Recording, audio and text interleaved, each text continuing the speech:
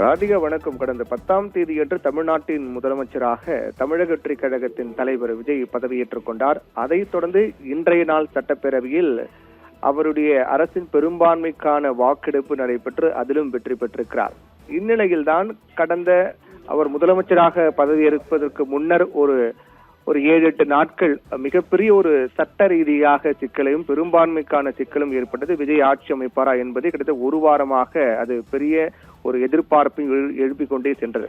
கடந்த இதுக்கு முன் ஒரு 4 முறை தமிழக பொறுப்பு கவர்னரை சந்தித்தும் கூட விஜய்க்கு சாதகமான ஒரு முடிவு எட்டப்படவில்லை. அவர் பதவி ஏற்பதில் தள்ளி போய்கொண்டே சென்றது.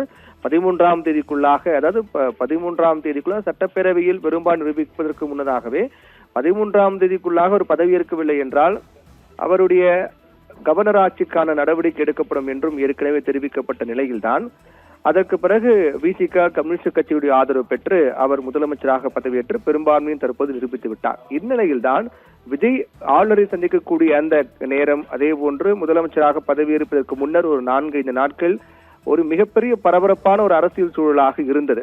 அவர் பதவி ஏற்பாரா அல்லது நீதிமன்றத்தை நாடுவாரா, ஆளுநரை ஏன் பதவி பிரமாணம் செய்து வைக்க அழைப்பு விடுக்க மாட்டுகிறார், முதலமைச்சராக பதவியேற்பு அழைப்பு விடுக்க மாட்டுகிறார் என்றெல்லாம் தொடர்ந்து அது சட்ட ரீதியாக தாவேக்காவும் அணுகும் தயாராக இருந்தார். இந்நிலையில்தான் விஜய் முதலமைச்சர் ஆவதற்காக டெல்லியில் மிக முக்கியமான ஒரு டீம் பின்னணியில் மிகப்பெரிய அளவில் பணிபுரிந்திருக்கிறார்கள் விஜய்க்காக என்ற ஒரு தகவலும் வெளியாகி இருக்கின்றது. தகவல் உண்மைதான்.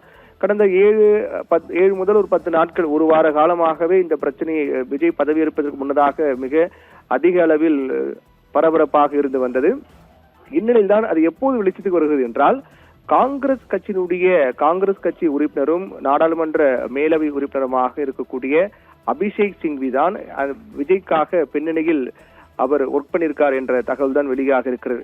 அதை மெய்ப்பிக்கக்கூடிய வகையிலுடைய எக்ஸ்தல பதிவுகள்லாம் வெளியாக இருக்கின்றன. குறிப்பாக முதலமைச்சர் விஜய் அவருடைய சகாக்கள் ஆலோசனை வழங்கி ஆய்வுகள் மேற்கொண்டு எனக்கு உதவியாக இருந்த என்னுடைய இளம் குழுவுக்கு பாராட்டுகிறேன் என்று காங்கிரசுடைய மூத்த தலைவரும் உச்சநீதிமன்றத்தினுடைய மூத்த வழக்கறிஞருமான அபிஷேக் சிங்வி பாராட்டு தெரிவித்துள்ளார். இதன் மூலமாக அபிஷேக் சிங்வி தலைமையிலான குழு விஜய்க்காக பணியாற்றி இருக்கிறார்கள் என்பதுதான் தெரிய வருகிறது. அரசியல் நிலைப்பாடுகளை தாண்டி இந்த புதிய முதலமைச்சர் ஆதரவிற்கு உரியவர் என்றும் அபிஷேக் சிங்வி புகழாரம் சூட்டியிருக்கிறார் அந்த பதிவில். அதில் மிக முக்கியமாக கடந்த அவர் விஜய் பதவியேற்பதற்கு முன்னதாக அவர் மிகப்பெரிய சிக்கல்களை எதிர்கொண்டார். அப்ப சட்ட ரீதியாக செல்லலாமா என்றெல்லாம் கூட ஒரு யோசனை, ஒரு முயற்சிகளாம் தாவேக தரப்பில் மேற்கொள்ளப்பட்ட போது அதற்கு மிக முக்கியமான மூளையாக செயல்படுவதுதான் அபிஷேக் சிங்வி. அதாவது விஜய் தடம்புரள செய்யக்கூடிய ஆட்சி நிலைகுலைய செய்யவும் நடக்கக்கூடிய முயற்சிகள் அதை செய்யும் வெளிநபர்களுக்கு பெரும் பாதிப்பை ஏற்படுத்தும். ஏனெனில் மக்கள் அனைத்தையும் கவனித்துக் கொண்டிருக்கிறார்கள் என்றும் அபிஷேக் சிங்வி தன்னுடைய எக்ஸ் பக்கத்தில் அவர் பதிவிட்டிருக்கிறார். இதன் மூலமாக முழுக்க அபிஷேக் சிங்வி விஜய்க்காக பின்னணியில் அவர் பணியாற்றி இருக்கிறார் என்பது தெரிய வந்திருக்கின்றது.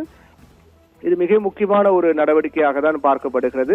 ஏற்கனவே ஆதவ் அர்ஜுனா கூட இந்த விவகாரத்தில் அபிஷேக் சிங்வி பெயரை குறிப்பிட்டு பாராட்டெல்லாம் தெரிவித்திருக்கிறார். அதே சமயத்தில் புதிய ஆட்சியை சீர்குலைக்க சில சக்திகள் முயற்சிப்பதையும் அதற்கு மக்கள் தகுந்த பதிலடி கொடுப்பார்கள் என்பதையும் அபிஷேக் சிங்வி மறைமுகமாக எச்சரித்திருந்தார்.